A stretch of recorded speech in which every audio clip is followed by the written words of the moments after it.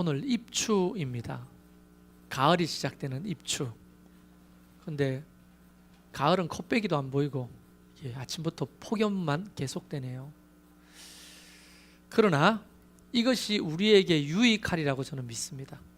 왜냐하면 농사 짓는 분들은 이 가을 거지를 앞두고 쨍쨍한 햇볕이 너무 반갑다네요. 또 우리는 무더워 죽겠지만 해수욕장에 있는 상인들은 특수를 누리고 있다니 또 감사할 나름이죠. 그래서 우리 입장에서는 짜증나는 일이지만 또 다른 어떤 곳에는 이 무더위가 큰 유익을 주고 있다는 사실을 또 아시면 또 감사가 있을 것 같습니다. 오늘도 저와 여러분에게 하나님의 놀라운 은혜가 있기를 간절히 소망합니다.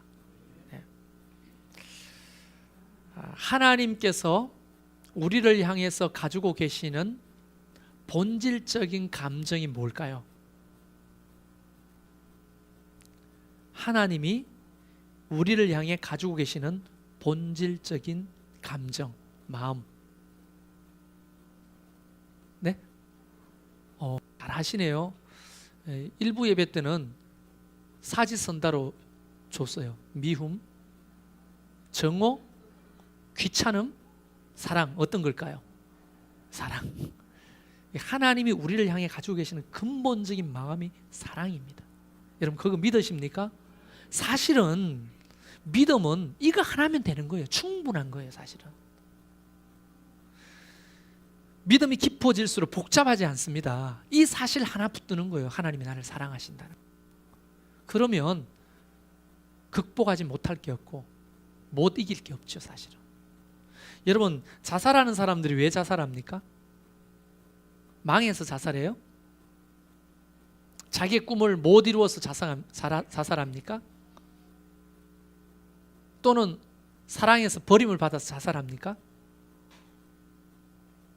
통계학적으로 보면요, 이유가 다른 곳에 있습니다. 뭐냐면 자기를 지지해주고 공감해주는 한 사람이 없다고 생각할 때 사람들은 자살한대요. 사업에 실패했는데 여보 괜찮아, 우리만 망하는 거 아니잖아, 산입에 거미줄 추겠어? 또 열심히 해보지 뭐. 이런 말 해주는 아내만 있어도 자살 안 합니다. 어이구 못 살아 그럴 줄 알았어. 위로받고 싶은데 자기들 망하고 싶어서 망했겠어요? 근데 대학 떨어졌습니다. 그때 누군가가 괜찮아, 야 떨어진 사람 한둘이가 아니잖아, 다시 도전해보자, 넌 최선을 다했어. 그 말 한마디 해주는 사람이 없는 거예요. 그러니까 아파트 꼭대기에서 뛰어내리는 거예요. 성적이요 좋았어요. 걔들 사랑이 실패했잖아요. 그러면 막 울고 있을 때 친구가 와서 미친년 그렇게 울고 있으면 좋냐? 나도 오늘 차였어. 너랑 똑같아. 나랑 똑같이 공감해 줄 한 사람만 있으면 같이 소주 한잔하고 이기는데 그런 사람이 없는 거예요. 맥주라고 합시다. 그러면 이기는데 그런 사람이 없는 거예요. 그러다가 한강 다리 위로 바람 쐬러 걷다가 충동적으로 뛰어내리는 거예요. 복수하려고. 나 버린 그놈 복수하려고. 그 한 사람 없는 거거든요. 그런데 믿음이라는 게 어떤 거예요? 세상 사람들 다 날 몰라줘도 하나님만은 나를 사랑하신다. 요거 하나 붙들고 하는 거잖아요. 북한 성도들 보세요. 여러분 자살하려면 옛날에 죽었어야 될 사람 거기 다 있잖아요. 아프리카 소말리아에 자살률 굉장히 낮습니다. 배고파 죽는 사람이 있어 스스로 목숨 끊는 사람 없대요. 왜 그런 겁니까? 죽으려면 그 사람들 먼저 죽어야 되잖아요. 빼짝 골아가지고 배만 이렇게 나와 파리가 왱왱왱 돌아다니는데도 파리를 쫓을 힘조차 없는 그 엄마들, 아이들, 아무것도 할 수 없는 그 엄마의 무기력, 그런 사람들이 먼저 죽어야 되지 않나요? 배고프고 아프고 핍박받고 소망이 없고 북한의 성도들 그런데 살아남았죠. 땅굴에 모여서 하나님 앞에 예배하죠. 하나님 좋은 날 주세요. 마음껏 찬양할 날 우리 살아 생전에 주세요. 통일 그날, 헤어진 가족 만날 날 주세요. 희망을 가지고 기도하잖아요. 그들이 가지고 있는 공통점이 뭐냐면 하나님이 나를 사랑하신다고 하는 믿음을 붙든 거예요. 할렐루야. 이 믿음이 저와 여러분이 있길 바랍니다. 그런데요, 하나님이 우리를 사랑한다는 말을 다른 표현으로 하면 그 사랑의 다른 말은 긍휼입니다. 긍휼. 하나님이 우리를 향해 가지고 있는 근본적인 마음은 긍휼히 여기는 마음이에요. 이걸 풀어 설명하면 뭡니까? 우리를 불쌍히 여기는 마음이에요. 우리를 불쌍히 여겨요. 여러분, 불쌍히 여기는 마음은요, 참 놀라운 일을 만들어냅니다. 이런 거잖아요. 여러분, 같이 사는 남편 지긋지긋하죠. 어떨 때는. 솔직히 까놓고 이야기해보세요. 지긋지긋해요, 안 해요? 쥐꼬리만한 월급 가져다 주고 왕노릇하고 손가락 깎다가 안 하고. 그런데 어느 날 샤워하고 나왔는데 널브러져 가지고 코 골면서 자는 남편을 보는데 불쌍한 거야. 그래서 사는 거예요, 여러분의 아내들이. 그 불쌍한 마음이 있는 거예요. 내가 버리고 떠나고 싶은데 불쌍한 거예요. 지금 우리 집 사람이 있어서 말은 잘 못하겠습니다만 그래도 좀 하고 싶어요. 저 여자하고 어떨 때는 계속 살아야 되나 이런 생각을 해본 적이 있습니다. 그런데요, 밤에 자는데 너무 불쌍한 거예요. 자는 모습이. 아마 서로 느낄 거예요. 저는 막 이러고 자거든요. 우리 집사람이 그래요. 막 혼자서 이러고 자는 게 너무 불쌍한 거예요. 이게. 보따리 사서 도망가고 싶었죠. 근데 자식들 보니까 어때요? 불쌍하죠. 이 불쌍한 마음은 굉장히 많은 결과를 만들어냅니다. 그런데요, 하나님이 우리를 향해 가지고 계시는 마음이 불쌍히 여기는 마음이래요. 우리 인간도 불쌍하면 행동이 바뀌고 생각이 바뀌는데 하나님이 우리를 불쌍히 여기시면 어떤 일을 하실까요? 독생자 예수 그리스도를 불쌍한 우리를 위해 보내시기로 결정하셨습니다. 보내실 뿐 아니라 우리의 죄를 해결하려고 죽이시기로 결정하는 거예요. 엄청난 헌신이잖아요. 그게 다 우리를 불쌍히 여겨서 하시는 행동들이거든요. 그 예수님이 딱 오셨는데 예수님도 아버지 하나님의 마음을 가지고 계셔요. 그 아버지 하나님의 마음이 뭐예요? 우리를 불쌍히 여기는 마음이에요. 오늘 본문에 뭐라고 되어 있습니까? 우리를 보시고 불쌍히 여기시니 긍휼히 여기셨다는 거예요. 하나님은요, 우리 한 사람 한 사람을 불쌍히 여기셔요. 참 죄 많은 세상에서 믿음 가지고 살라고 발부둥 친다. 힘든데 먹고 살라고, 처자식 먹여 살리려고 참 고생이 많다. 응? 죄악이 관연한 이 세상 속에서 수고하고 무거운 짐지고 저 살아가는 거 참 불쌍하다. 하나님이 우리를 향해서 그 불쌍한 마음을 가지고 계시는 거예요. 할렐루야. 여러분, 이게 은혜 아니에요? 뭐 더 필요합니까? 뭐가 더 필요해요? 요즘 뭐 그럴 수도 있고 아닐 수도 있는데 한번 물어보면, 영화에서는 그게 자주 나오더라고요.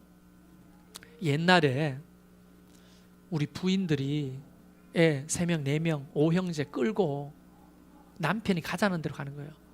야, 저 산골짜기 가자, 화전하면서 살자. 그러면 그 뭐가 있어요? 움막 지어가지고 5형제 데리고 거기서 화전민으로 사는 거예요. 남편이 가자 하면. 피난 가자, 부모 물려준 땅, 집 다 버리고 피난 가자, 남편 따라 나서는 거예요. 근데 어디 갈 겁니까? 갈 바를 알지 못하고 가는 거예요. 남편 따라가지고 이고 메고 들고 끌고. 근데 그 피난민들이 이런 얘기를 하는 거 듣고 제가 하는 얘기예요. 무슨 마음으로 그렇게 따라 나섰습니까?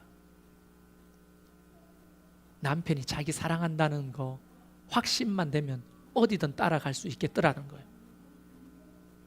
그거 하나면 된다는 거예요. 그거 하나면. 근데 지금 그게 왜 안 됩니까?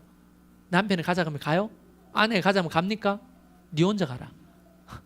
왜 안 됩니까? 그거예요. 그 사람의 사랑이 확신이 안 느껴지는 거예요.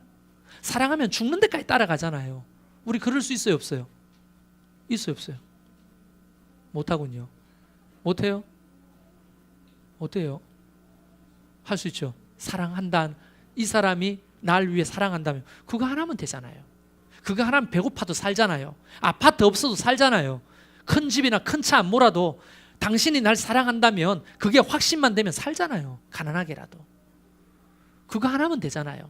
근데 요즘 그거 하나 안 되죠. 그게 없으니까 다른 게 필요하잖아요. 차, 큰 집, 많은 돈, 똥가방. 똥가방 싫어하는 사람 뭐가 필요합니까? 나 뭐 아는 게 별로 없어요. 똥가방밖에 몰라. 근데 그 사랑이 안 느껴지는 거예요. 그래서 못하는 거죠. 근데 우리 하나님은 우리를 사랑하시는 거예요. 그거 하나면 만족해야죠, 우리가. 할렐루야. 그런데요, 왜 긍휼히 여기시느냐, 그 특징들이 나와 있어요. 오늘 본문에 기가 막힙니다. 이게 보면 하나님이 왜 우리를 불쌍히 여기시는지, 왜 독생자를 보내셨는지, 독생자가 오셔서 우리를 왜 불쌍히 여기셨는지 그 특징들이 있어요. 네 가지만 이야기해 볼게요. 본문에 나오는 대로. 여기 보면 모든 병들, 모든 약한 것들 고치셨다 이렇게 되어 있죠. 우리는요, 죄 아래 살면서 가장 먼저 들어온 게 뭐냐면 사망입니다. 죄 때문에. 아담이 죄 짓고 들어온 게 뭐라고요? 사망이 들어왔어요. 그 다음에 두 번째 들어온 게 질병입니다. 그러니까 이 모든 병이라고 하는 것을 헬라어로 사전을 찾아보면 노소스라는 말이에요. 노소스. 이 노소스라는 말은 고통이 수반되는 일반적인 모든 병을 일컫는 말이에요. 그러면 여기에 모든 사람들은 다 이 노소스에 노출되어 있고 모든 노소스를 경험하게 되는 거예요. 죄 아래 살기 때문에. 여러분, 나와는 상관없다는 거 있으면 손 들어 보세요. 혹시 질병이 없는 사람 있습니까?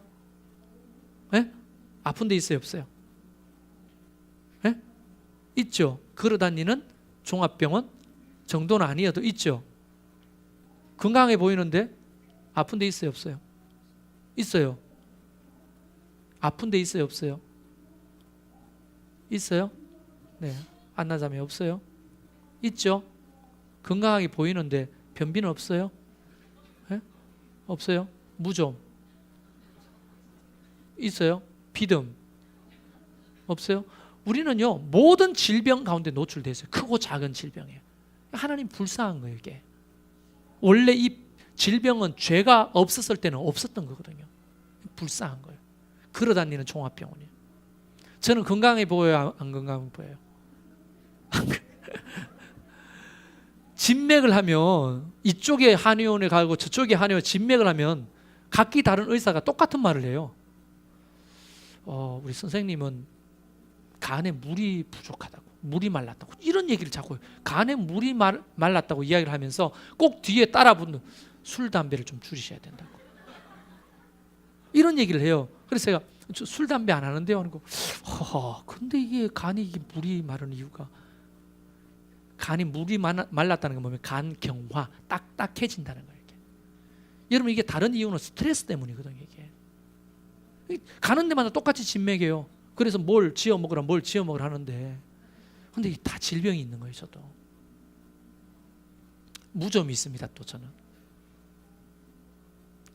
변을 볼 때마다 피가 섞여 나오는 치질도 좀 있었고요. 뭐 이야기해줘요. 걸어다니는 종합병원이에요. 면만 먹으면 더부룩하고 가스가 잠을 못 잡니다. 그리고 누가 한 소리 하잖아요. 예민해가지고 밤을 꼴딱 셉니다. 특히 저 여자가 한 소리 하면 잠을 못 자요. 저 여자도 마찬가지일 거예요. 우리 치마 말이에요. 그거 한번 써보고 싶었어요. 그런데 그렇게 예민해 잠도 못 자고 잠을 꼴딱 셉니다. 서로. 그거 다 질병이죠. 근데 약한 것. 두 번째, 여기 보면 본문에 보면 모든 약한 것을 고치셨다. 이 약한 것이라는 것에 헬라어로 찾아보면 말라키안이라는 단어를 쓰는데요. 이 말라키안은 심신의 연약함을 일컫는 단어입니다. 다시 말하면 상처, 수많은 상처들 있잖아요. 그 다음에 두려움, 절망, 분노, 좌절, 우울감, 이런 심신의 병으로 오는 거 있잖아요. 여러분 그런 거 있어요, 없어요? 있죠? 불쌍해요. 그래서 불쌍한 거예요. 수많은 연약함을 가지고 사는 거예요, 우리가. 자, 상처 있어요, 없어요? 제대로 좀 반응을 해보세요. 주무십니까? 딴 생각하는 사람이 17명 계시는데 그 이름을 지금 다 불러드릴 수 있어요? 두려움 있죠? 절망적일 만한 일들, 분노를 일으키는 많은 상처들, 좌절, 우울감. 어떨 때는 제가 이렇게 있더라고요. 멍 때리고. 우리 집 사람이 무슨 생각해? 나도 모르겠어요. 갱년인가 봐. 자꾸 우울해져요. 아니, 목사도 사람인데 이상하게 자꾸 먼 산을 이렇게 바라보게 되고 멍 때리게 되고 생각에 잠기고 뭔가 우울하고 그냥 자꾸 떠나고 싶고. 이상하잖아요, 이거. 심신의 연약함이 있는 거예요. 그래서 하나님이 저를 불쌍하대요. 지금 여러분 눈빛도 저를 불쌍히 보시네요. 우리 하나님도 여러분을 불쌍히 보시는 거예요. 세 번째가 고생스러움. 본문에 보면 목자 없는 양과 같이 고생하며 기진함이라 이렇게 되어 있죠. 이 고생이라는 말이 뭐냐면 목적을 상실하고 방황하다라고 하는 뜻이 있습니다. 여러분 우리 대학생들 중에 자기 전공을 살리는 사람의 수가 40%가 안 된대요. 10명 중에 6명은 자기 전공과 상관없는 일을 해먹고 사는 거예요. 쎄 빠지도록 공부해가지고. 그런 사람 진짜 많죠. 그 방황이잖아요. 방황. 뭘 해야 될지, 어디로 가야 될지 모르는 거죠. 여러분 농사하고 농어민들 축산하는 사람들도 방황 많이 하죠. 돼지금이 좋대요. 그래서 너나 날 이렇게 빚어가지고 돼지 키웠는데 갑자기 구제역이 왔네. 그래서 다 끌어모았어요. 술 먹고 나날을 보내는데 국가에서 조금 보상을 해준대. 그 돈 가지고 물어봤더니 닭이 좋대. 닭이 알금이 좋대요. 그래서 축사를 만들어서 닭을 키웠는데 조류독감이 돌았네. 또 다 끌어모았네요. 여러분 우리 인생은 갈 바를 알지 못하고 방황할 때가 너무 많습니다. 우리 아이들 이 학원 보냈다가 저 학원 보냈다가 피아노 학원, 태권도 학원 막 뺑뺑뺑 돌리죠. 왜냐하면 그 중에 하나만 걸려라. 우리 아이들의 은사가 뭔지 재능이 뭔지 찾아보려고. 근데 그거 잘 발견해야 하네요. 못하죠. 그래서 우리처럼 아예 보내질 마. 아파트 단지에서 우리 작은 애가 유명했거든요. 우리 아파트 단지 아침부터 나가 놀아요. 그러면 애들이 학교 갔다가 학원 가잖아요. 그러면 학원 갔다가 돌아오면 만나서 놀아요. 걔가 다른 학원 가고 다른 애들이 또 만나서 놀아요.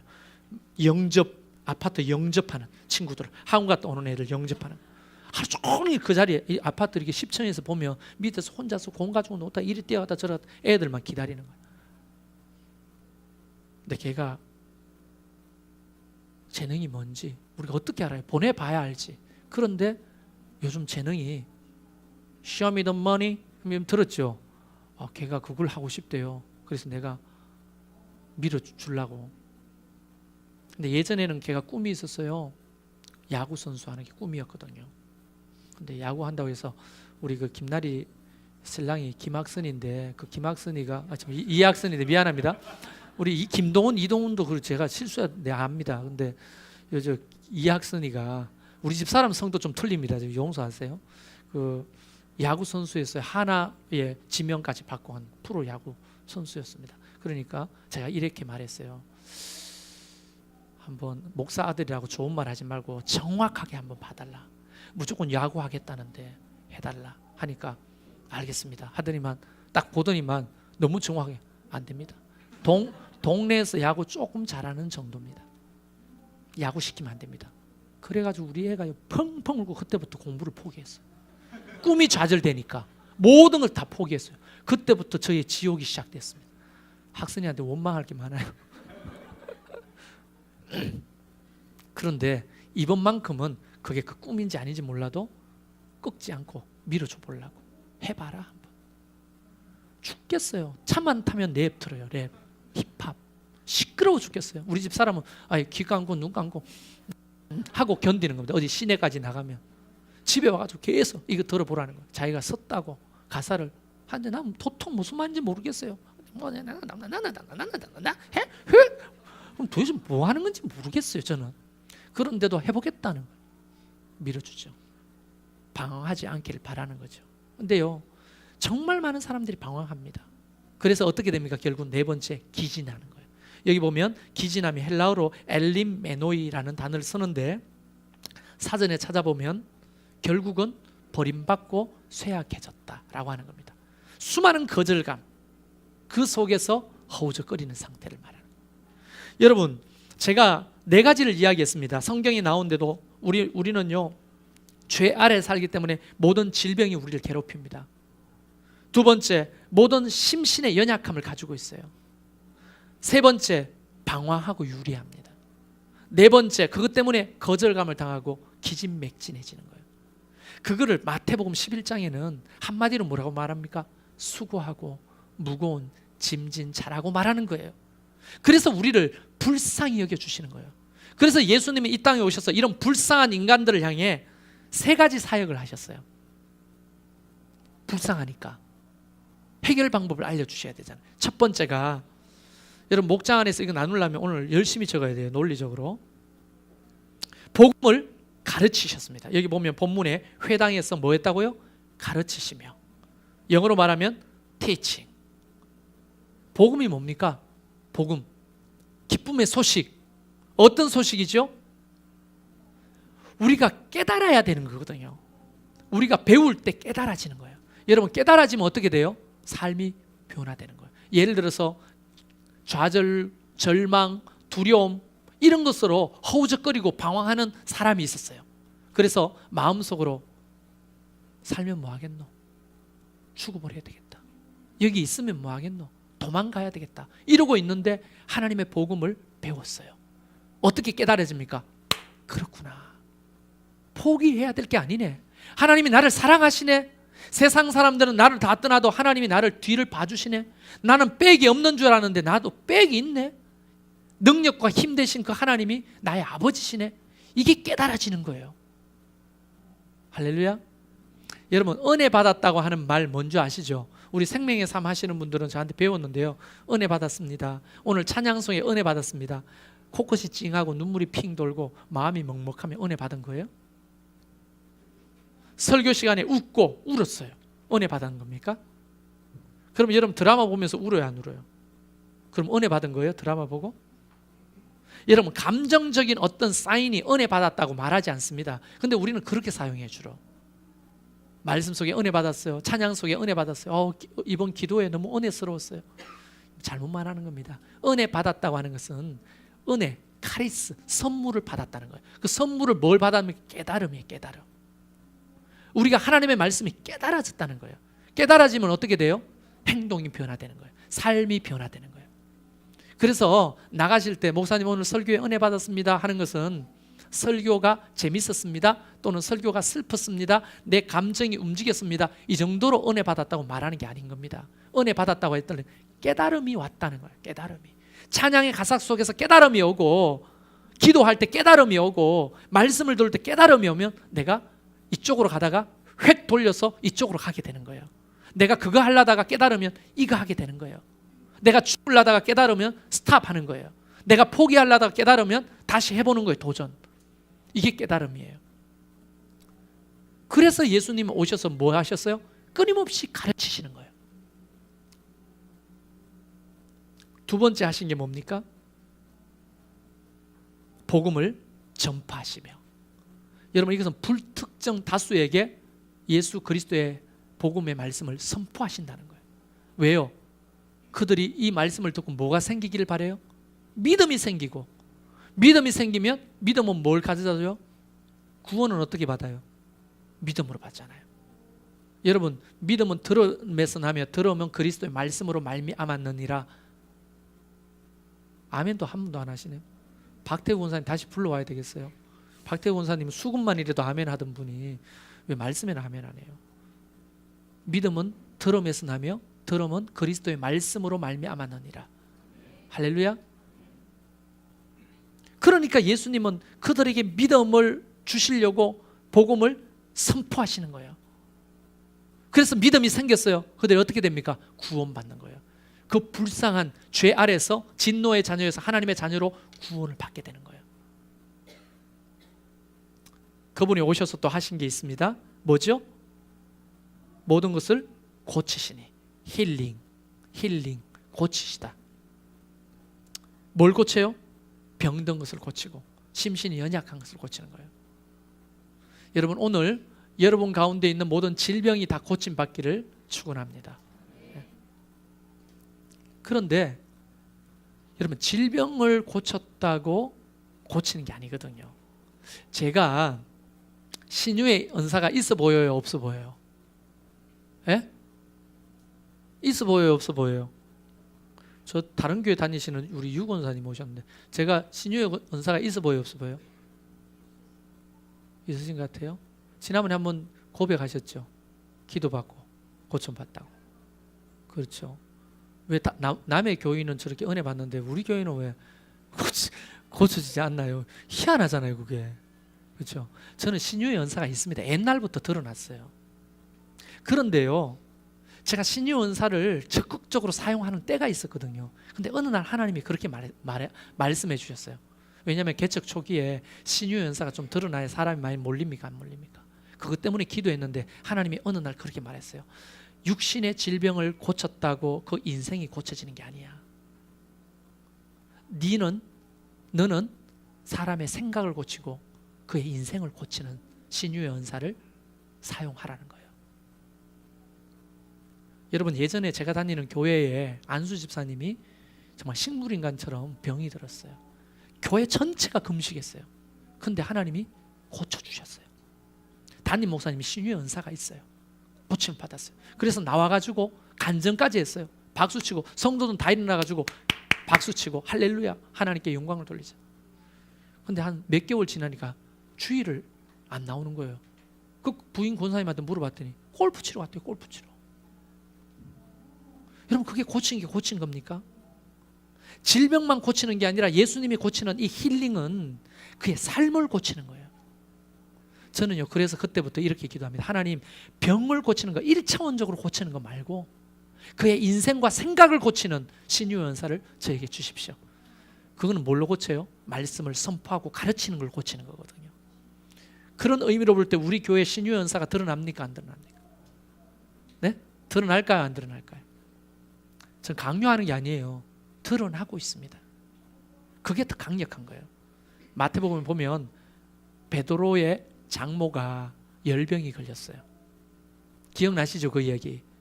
그 베드로의 장모는 베스방을 좋아했을까요, 안 좋아했을까요? 베드로 말이죠, 베스방. 싫어했어요. 왜냐? 어느 날 갑자기 베스방이 지 딸하고 손주들 내버려 두고 나사렛에서 온 청년을 따라 나섰어요. 그래서 베스방, 이보게 베스방 어디 가나? 나는 메시아를 만났어요. 이제 먹고 사는 건 알아서 하시고 따라가 버리는 거예요. 자기 딸내미하고 손주들이 굶게 생겼네요. 베스방 좋아했겠어요, 안 좋아했겠어요? 안 좋아하죠. 근데 열병이 걸렸어요. 근데 이 베스방은 의리가 있어. 장모가 열병 걸렸다고 하니까 주님 한 번만 가셔서 우리 장모님 병 고쳐주세요. 가는데 누워가지고 베스방에 들어오는데 보면 까치는 들어가 하고 있는 거예요. 주님이 그렇게 명합니다. 열병아, 꾸짖었다고 했죠. 떠나라. 귀신 들린 거예요. 여러분, 사실 그 열병은 화병이에요. 화병. 딸이 3년째 지금 남편 없이 애들이 꼬질꼬질해가지고 아버지가 고기를 잡아와야 먹고 살 거 아니에요. 그런데 베스방은 지금 예수님 따라 다닌다고 정신없잖아요. 근데 화가 들어가지고 병이 들어있는데, 근데 그거를 꾸짖어 고쳤습니다. 신유의 은사가 드러났죠? 어떻게 됐습니까? 그 베스방의 장모님이 일어나 열병이 떠나고 그걸로 끝나는 게 아니라 예수님을 수종 들더라. 그 오늘을 보면 예수님의 제자가 되어 따라다녔다는 거예요. 이제 장모님마저 따라다니게 되는 거예요. 인생이 바뀌는 거죠. 그게 진짜 신유입니다. 신유의 은사가 드러나는 거예요. 우리 교회는요, 신유의 은사가 드러나고 있어요, 여러분. 여러분 요즘 생명의 삶 하는데요, 이제 5번째 시간 오늘 하는데 놀라워요. 사람들이 변하고 있어요. 그래요 안 그래요? 제일 앞에 앉아가지고 일찍 와서 애 안고 예배 드리잖아요. 이거 변한 거잖아요. 예전에 주일날, 물론 요즘 휴가라니까 좀 나오겠지만 옛날 같았으면 휴가라도 놀러 다녔지 나오겠어요? 아내가 이야기해 보세요. 그렇죠? 좀 변화가 있어요 없어요? 있죠. 놀라운 거잖아요. 이게 신유의 연사가 드러나는 거예요. 병만 고치는 게 아니라 하나님이 마음과 생각을 고치게 하시는 거예요. 그게 바로 예수님이 하셨던 3가지입니다. 자, 말씀드립니다. 복음을 가르치셨습니다. 2번째, 전파하셨습니다. 고치셨습니다. 그런데요, 지금부터가 중요합니다. 지금 제가 앞에 쭉 설명한 이유는 이 말하려고 지금까지 뜸들였어요. 설교는 지금부터입니다. 시계 보시는 분들 곧 끝나요. 걱정하지 마세요. 여러분, 왜 지금부터냐면 예수님이 불쌍히 여기셔서 우리를 불쌍히 여기셔가지고 와가지고 가르치시고 복음을 전파하시고 고치시면서 어쨌든 그들을 구원하시고 애를 썼는데 이 불쌍한 사람들이 한두 사람이 아니야. 너무 많아요. 그래서 오늘 본문에는 뭐라고 말합니까? 이에 제자들에게 이르실 때 추수할 것은 많되 일꾼이 너무 적다. 불쌍한 사람들은 너무 많은데 나 혼자 가르치고 나 혼자 전파하고 나 혼자 고칠 수가 없다. 주인에게 구하여, 하나님 아버지죠, 하나님 앞에 말하여 추수할 일꾼들을 더 보내달라. 우리 기도하자. 이렇게 말씀하시는 거예요. 여러분, 불쌍한 사람이 우리만 있는 게 아니고 우리 가족 중에 이 불쌍한 사람이 있고 우리 이웃 중에도 이런 불쌍한 사람이 너무 많은데 주님이 오늘 뭐라고 말씀하십니까? 이 불쌍한 사람을 추수해야 되는데, 구원해야 되는데 일꾼이 너무 없다는 거예요. 일꾼이 필요합니다. 주님이 오늘 또 우리에게 말씀하시는 거예요. 일꾼이 필요합니다. 그런데 추수하자, 함께 일꾼 좀 도와달라 하면 아직 준비가 안 됐어요. 그런 노래 있죠. 소도 사야 하고 농가밭에 나가서 할 일은 마라. 나 의하리. 나 못 가겠습니다. 그리고 또 누구는 난 준비가 안 됐어요. 오늘 또 주님은 그 일꾼을 찾고 계시는 거예요. 일꾼을. 불쌍한 그 영혼들을 예수님 혼자 하시는 게 아니라 함께 그 영혼들을 추수하자고 일꾼을 찾고 계시는 거예요.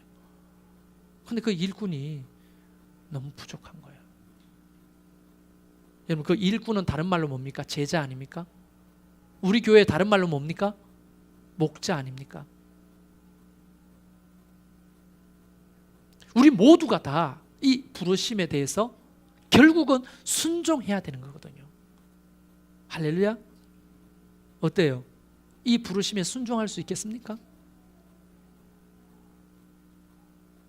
최석 형제, 이 부르심에 목자로 섬길 수 있겠어요? 순종하겠습니다 했어요. 저 일부 예배 때 할 때는 아니, 집사님 순종하겠습니다. 목자 하겠다는데 목련에 자동으로, 예? 교만해가지고 남편이 한다는데 뭐 지금 목자 남편이 한다잖아요. 목자가 너무 필요한 거예요, 정말로. 응? 해숙자매, 형제, 목자 섬기실 수 있겠어요? 예? 어때요? 아니 그냥 모두가 마찬가지, 모두가 목자 하실 수 있겠냐고요. 목자의 다른 말은 제자고 제자의 다른 말은 추수할 일꾼이잖아요. 이 불쌍한 사람들을 이끌고 함께 가르치고 전파하고 세워가는 사람들이 너무 부족하다잖아요. 예외가 어디 있습니까? 이 부르심에 대해서 모두가 우리가 해야죠. 많은 사람들이 말합니다. 여러분, 전쟁터 가던데 이 이야기하고 마칠게요. 전쟁터에 가면요, 총알을 허벅지에 맞았어요. 피가 철철철 납니다. 죽어서 사람들이 두고 막 포탄 맞은 사람들이 들어옵니다. 옷을 찢어가지고 허벅지에 묶습니다. 질질질 끓고 뭐 하러 갑니까? 총알 2방 맞은 사람 도우러 가는 거예요. 총알 2방 맞은 사람은 양쪽에 묶고 기어갔으면서 팔 잘린 사람, 다리 잘린 사람 도우러 가는 거예요. 그게 전쟁터의 모습이잖아요. 오늘날 제 가운데 있는 우리들이 나는 준비가 안 돼, 총알 맞았어요, 내가 도움을 받아야 될 사람이 아니요, 나보다 더 심한 그 불쌍한 사람 도와야 되는 거예요. 같이 모두가 모두를. 그게 예수의 정신이고 그게 바로 말씀에서 우리에게 요구하는 바입니다. 우리 주변에 보세요. 불쌍한 사람 많아요, 안 많아요? 오늘 본문 말씀에 모든 병, 약한 것, 고생스러운 기진함, 여기에 헤매는 수많은 영혼들, 친구들 중에, 유치원 학부형들 중에, 학교에 같은 동료 엄마 아빠들 중에, 직장 동료들 중에, 우리 가족들 중에, 여러분의 남편과 부모님, 자녀들 중에 이 불쌍한 사람들 어떻게 할 겁니까? 목사 혼자 할 수 있나요? 여러분의 목장의 목자와 목녀 혼자 할 수 있습니까? 해야죠. 어떤 목장은요, 10가정, 12가정이나 돼. 그거 어떻게 다 관리해요? 목자가 더 필요한 거예요, 사실은.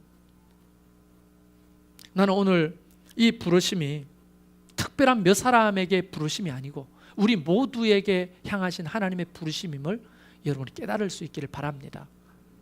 왜냐하면 우리가 먼저 그 혜택을 입었잖아요.